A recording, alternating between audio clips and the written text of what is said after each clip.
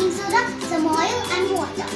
Start with pouring 10 ml of water. I'm kind of feeling nervous. Now we need 2 drops of red coloring.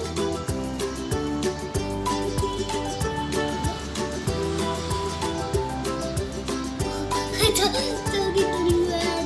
Now stir time.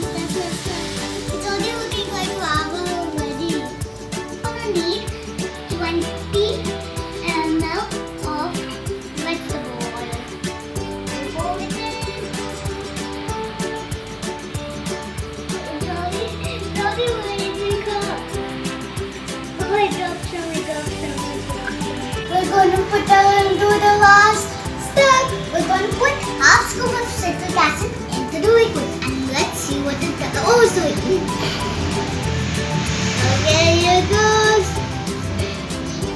Oh my God, look at it.